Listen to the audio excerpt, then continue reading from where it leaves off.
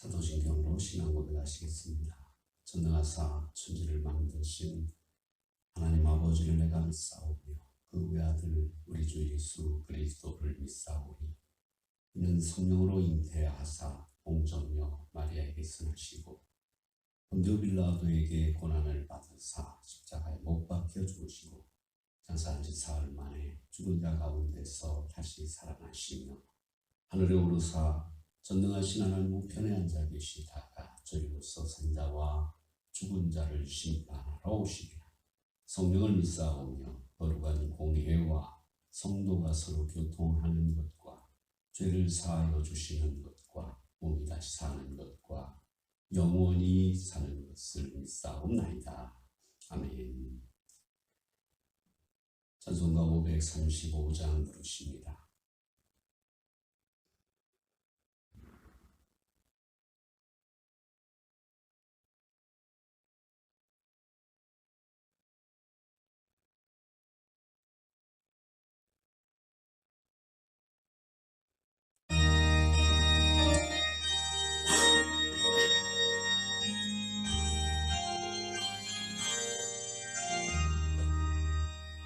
주의 손에 밖에 기다려섰으나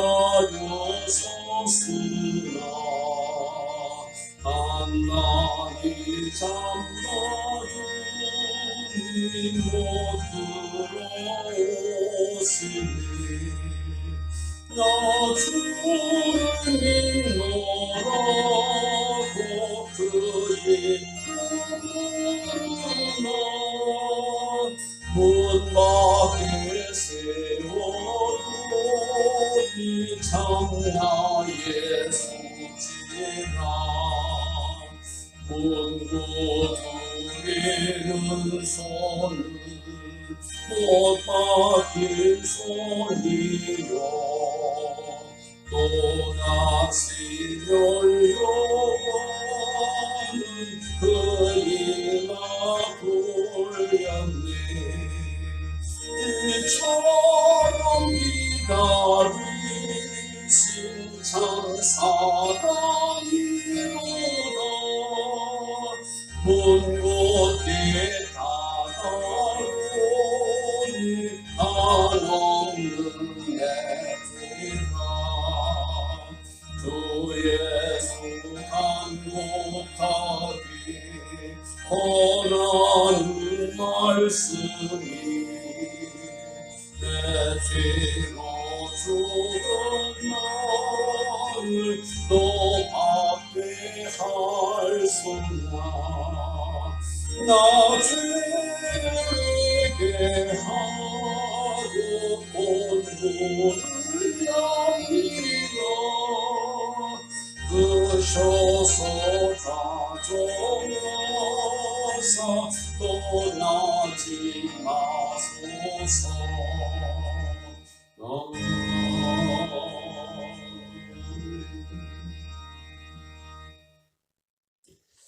하나님의 말씀은 신명기 27장 1절로 10절에 있는 말씀입니다. 모세가 이스라엘 장로들이 백성에게 명령하여 이르되 내가 오늘 너희에게 명령하는 이 명령을 너희는 다 지킬지니라. 너희가 요단을 건너 내 하나님 여호와께서 내게 주시는 땅에 들어가는 날에 큰 돌들을 세우고 석회를 바르라. 요단을 건넌 후에 이 율법의 모든 말씀을 그 위에 기록하라. 그리하면 내 하나님 여호와께서 내게 주시는 땅 곧 젖과 꿀이 흐르는 땅에 네가 들어가기를 내 조상들의 하나님 여호와께서 내게 말씀하신 대로 하리라. 너희가 요단을 건너거든 내가 오늘 너희에게 명령하는 이 돌들을 에발산에 세우고 그 위에 석회를 바를 것이며 또 거기서 내 하나님 여호와를 위하여 제단 곧 돌단을 쌓되 그것에 쇠 연장을 대지 말지니라. 너는 다듬지 않은 돌로 내 하나님 여호와의 제단을 쌓고 그 위에 내 하나님 여호와께 번제를 드릴 것이며 또 화목제를 드리고 거기에서 먹으며 내 하나님 여호와 앞에서 즐거워하라. 너는 이 율법의 모든 말씀을 그 돌 위에 분명하고 정확하게 기록할지니라. 모세가 레위 제사장들이 온 이스라엘에게 말하여 이르되 이스라엘아 잠잠하여 들으라. 오늘 내가 내 하나님 여호와의 백성이 되었으니 그런즉 내 하나님 여호와의 말씀을 청종하여 내가 오늘 내게 명령하는 그 명령과 규례를 행할지니라. 아멘. 기도의 세계로 독자들을 이끌고 있는 귀용은 자신이 믿음과 침묵으로 드리는 기도라고 이름 붙인 기도의 또 다른 일면을 소개하였습니다. 서점에 가면 침묵기도라고 이름 붙인 책들과 음반들을 볼 수 있는데 요지는 침묵 가운데 하나님을 만나자는 것입니다. 귀용은 침묵기도에 대해 짧게 언급하고 있지만 기도의 세계로 들어가고자 하는 여러분에게 도움이 될 것 같아서 본문을 중심으로 침묵기도를 소개하고자 합니다. 첫 번째 침묵은 하나님께 나아가는 중요한 방법입니다. 본문은 두 가지 명령을 담고 있습니다. 하나는 가나안에 들어가는 날에 큰 돌들을 세우고 석회를 바른 후에 그 위에 율법의 모든 말씀을 기록하라 라는 말씀입니다. 또 하나는 돌로 된 단을 쌓고 그 위에 하나님께 범죄와 화목제를 드리라는 것입니다. 율법을 새긴 돌비를 세우는 것은 하나님께서 말씀을 통하여 인간을 찾아오시는 것에 대한 상징으로서 하나님과의 연합을 위해 말씀으로 기도하는 것과 같은 의미입니다. 그럼 돌로 된 단을 쌓고 제사를 드리라는 것은 어떤 의미일까요? 그것은 인간이 희생제사를 통하여 하나님께 나아가는 것을 상징하는데 기도의 세계로 나아가고자 하는 우리에게 매우 중요한 힌트라고 할 수가 있습니다. 이때 중요한 것은 돌로 단을 만들 때에 그 돌에 쇠 연장을 대지 않는 것입니다.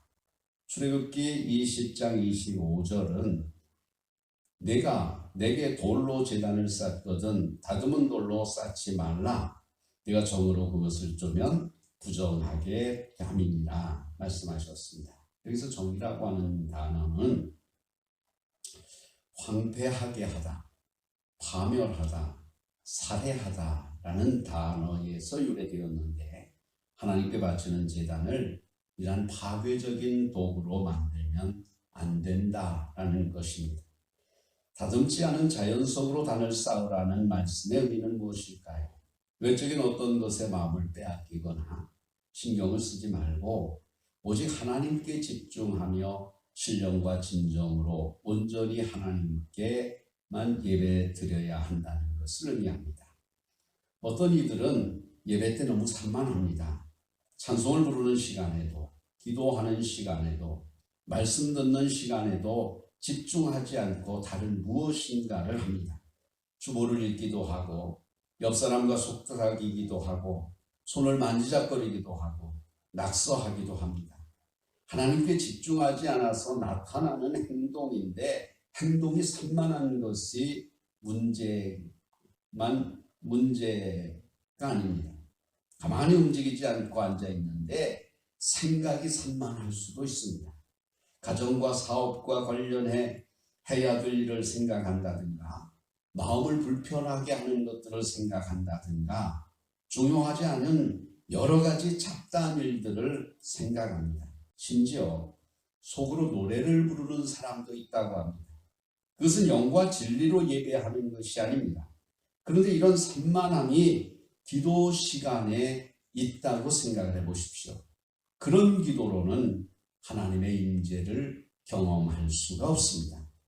귀용은 이에 대해서 이렇게 말합니다.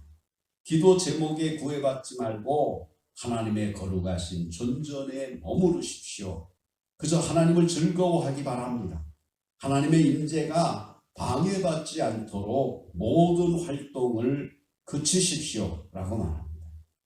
여러분은 자신이 기도할 때 하나님의 임재를 경험하기 위해서 하나님께만 집중하고 침묵한다고 생각하십니까? 만약 그렇지 않다면 그것이 하나님의 능력을 경험하지 못하는 중요한 이유가 될 것입니다. 기도로 나아간다는 것은 거룩하신 하나님 앞에 선다는 것을 의미하기 때문에 그 어떤 때보다도 집중하고 마음을 쏟아야 되는 것입니다. 두 번째로는 침묵은 하나님을 경험하는 한 방법입니다. 귀용은 기도 제목에 구애받지 말라고 권면하는데 제목을 따라서 기도할 필요가 없다는 말은 아닙니다. 때로는 간구할 바를 정리하고 하나님께서 그 기도의 제목을 이루실 것이라고 믿으며 기도해야 됩니다. 구할 바를 제목을 따라서 구하는 것은 결코 잘못이 아닙니다. 하지만 하나님의 임재에 들어가 하나님과의 깊은 연합을 위해서는 귀용이 말한 것처럼 기도 제목에 얽매이는 것은 도움이 되지 않습니다. 그것은 침묵을 통한 집중을 방해하는 또 하나의 장애가 되기 때문입니다. 기도할 제목을 생각해야 하고 빠뜨린 것이 무엇인가를 점검하다 보면 생각이 나누어지고 흩어지게 되는데 그 상태에서 하나님께 깊이 집중한다는 것은 매우 어려운 일일 것입니다.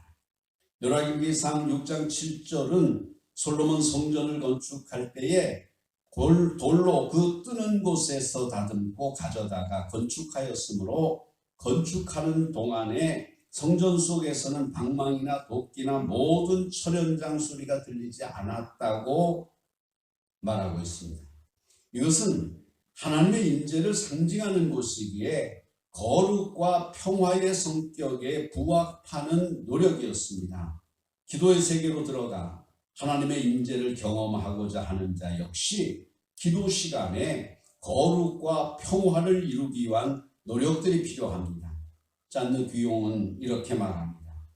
이 고요한 시간 동안에는 하나님을 사랑하고 그분을 기쁘게 해드리는 것 이외에 어떠한 것도 하나님께 구하지 마십시오. 기도할 때 유의할 것은 기도를 끝낸 후에 곧바로 일어서는 것입니다. 기도는 일방적인 나의 간구가 아닙니다. 기도는 하나님과의 대화입니다.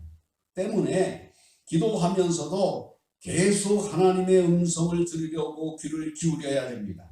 침묵 기도할 때는 말할 것도 없습니다. 기도를 끝낸 후도 마찬가지입니다.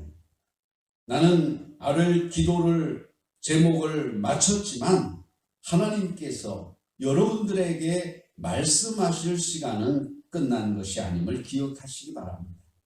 기도 이후에 한동안 침묵을 유지하여 기도의 세계로 더 깊이 나아가시는 여러분 되시기를 바랍니다. 기도합니다. 거룩하신 하나님, 우리가 하나님 앞에 기도하면서 우리의 이야기만 주님께 아뢰을 때가 너무나 많습니다. 긍휼히 여겨주시고 이제는 우리가 주님의 음성에 더욱 집중할 수 있게 하여 주시옵소서. 그래서 하나님께서 나를 향한 뜻이 무엇인지, 내가 무슨 일을 해야 될 것인지, 내가 어떻게 하나님을 기쁘게 할 것인가를 주님으로부터 듣고 행할 수 있는 믿음을 갖게 하여 주시옵소서. 예수 그리스도의 이름으로 기도하옵나이다. 아멘. 자유롭게 교회와 국가, 민족, 가정, 가족, 이웃들을 위해서 기도하시다가 돌아가시기 바랍니다.